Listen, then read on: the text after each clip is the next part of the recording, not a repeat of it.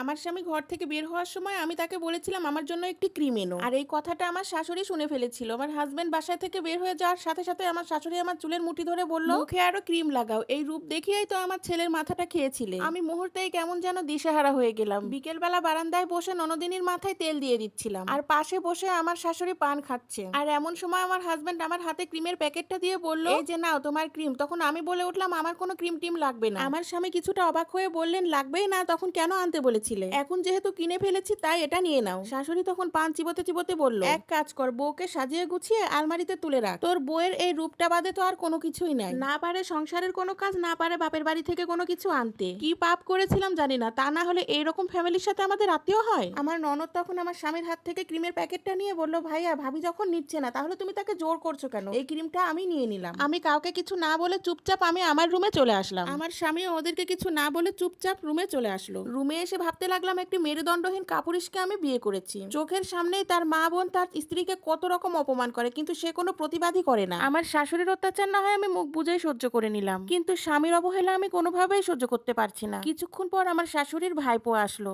আমার শাশুড়ি তখন তাকে ন্যাকামো কান্না করে বলল, আমি আমার মনের আশা পূরণ করতে পারি নাই রে। তখন তার ভাইপো বলল, কেন ভূপি, কি হয়েছে? আমার ছেলেকে কি একটা গরিব ঘরে বিয়ে করিয়েছি? নিতান্তই একদম গরিব, দিন আনে দিন খায়। কত বড় বড় ঘর থেকে আমার ছেলের জন্য সম্বন্ধ এসেছিল, আমার ছেলে বিয়ে করলো না। শেষে ওনার রূপ দেখে তাবিজ করিয়ে বিয়ে করেছে, আমার ছেলেকে পাগল বানিয়ে ফেলেছে। তারপরে কিছুদিন পর তাকে বিয়ে করলো। কিছুদিন পরেই আমার ননদিনীর বিয়ে ঠিক হয়েছে। তাই কয়েকদিন হলে আমার শাশুড়ি আমাকে চাপ দিচ্ছে যে আমি যেন আমার বাবার কাছ থেকে 1 লক্ষ টাকা নিয়ে এনে ওনার হাতে দেই, আর সেই টাকা উনি ওনার মেয়ের বিয়েতে খরচ করবেন। যখন আমি আমার স্বামীর কাছে এই বিষয়টা বললাম তখন আমার স্বামী এই বিষয়ে হ্যাঁ না কিছুই বললো না, শুধু চুপচাপ শুনেছে। তাই বাধ্য হয়ে বাবাকে ফোনে টাকার কথাটা বললাম। পরের দিনে আমার বাবা 1 লক্ষ টাকা নিয়ে এনে আমার হাতে দিয়েছে। আমার মাথায় হাত বুলাতে বুলাতে বলছিল, তুই চিন্তা করিস না মা, আমি তো তোর পাশে আছি তো। আমি বুঝতে পারছিলাম টাকাটা জোগাড় করতে আমার গরিব বাবার খুবই কষ্ট হয়েছে। আমারও তো কিছু করার নাই, নীরবে চোখের জল ফেলা ছাড়া। ওয়াশরুমে কাপড় ধুচ্ছিলাম, এমন সময় আমার শাশুড়ি আরো এক গাদে কাপড় নিয়ে এসে আমার কাছে ফেলে বলল, এই কাপড়গুলো ধুয়ে দাও। আমি কিছু না বলে মুখ বুজে কাপড়গুলো তাকে ধুয়ে দিলাম। তখন আমার শাশুড়ি আমার দিকে রেগে কিছুটা বলল, আমি তোমাকে বলেছিলাম না আমার মেয়ের বাড়িতে গরু পাঠাতে হবে আর সেটা তোমার বাবাকে দিতে হবে, তুমি তোমার বাবাকে বলনি কেন?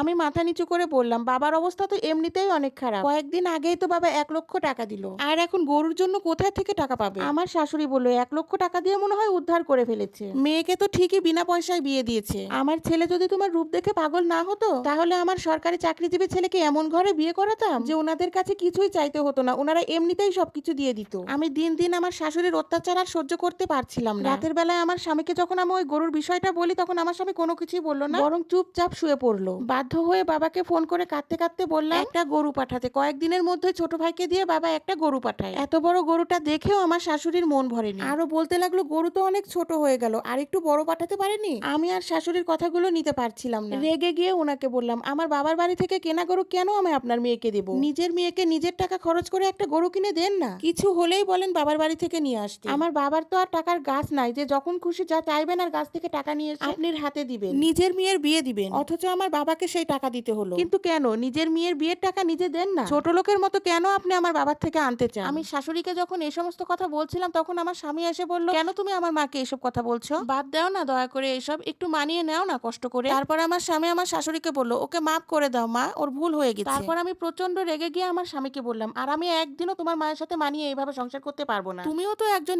স্কুল টিচার, তুমিও তো স্কুলের ছেলে মেয়েদের শিক্ষা দাও অন্যায়ের বিরুদ্ধে লড়াই করতে, যৌতুককে না বলতে, অথচ ছোট লোকের মতো নিজেই অন্যের বাড়ি থেকে যৌতুক চায়। তোমার মতো মেরুদণ্ডহীন মানুষের সাথে একদিনও আমি সংসার করতে পারবো না। আর সেই দিনই আমি শ্বশুর বাড়ি থেকে রেগে আমি আমার বাবার বাড়িতে চলে আসি। বাবা আমার মুখ থেকে সবটা শুনে আমাকে বলল, জামাইকে শুধু শুধু ভুল বুঝিস না, আমি যে তোকে 1 লক্ষ টাকা দিয়েছিলাম কিংবা গরু কিনে পাঠিয়েছিলাম ওইগুলোর কোনোটাই কিন্তু আমার নিজের টাকা না, সবগুলোর টাকাই কিন্তু জামাই দিয়েছে। জামাই বলেছিল এই কথাগুলো যেন আমি তোকে না বলি, আর সেই জন্যই তোকে আমি এইসব কথা বলিনি। তুই বিশ্বাস কর মা, এতদিন তোর শ্বশুর বাড়িতে যা যা দিয়েছি একটা টাকাও আমার নিজের টাকা না, সবটাই জামাই দিয়েছে, আমি শুধু পৌঁছে দিয়েছি। শুধু শুধু নিজের স্বামীটাকে এভাবে ভুল বুঝিস না। তারপরেও যখন চলেই এসেছিস আজকের দিনটা দেখে কালকেই চলে যাস। এই কথাগুলো বলে বাবা তার রুমে চলে গেল। আমার এই ভুলের জন্য নিজের কাছেই নিজেকে খুব খারাপ লাগছিল। আমি আমার স্বামীকে সাথে সাথেই ফোন দিলাম আর কাঁদতে কাঁদতে বললাম, কালকে এখানে এসে আমাকে তুমি নিয়ে যাবে। স্বামী বলল, আমার মতো মেরুদণ্ডহীন পুরুষের সাথে কি তুমি সংসার করবে? আমি বড় জোর বলতে পারি তোমাকে তুমি মানিয়ে না। আমি বললাম, আমি এত শত বুঝি না, কালকে এসে তুমি আমাকে নিয়ে যাবে। আর এতক্ষণ যে গল্পটা শুনলেন সেই গল্পটা কিন্তু সম্পূর্ণই কাল্পনিক।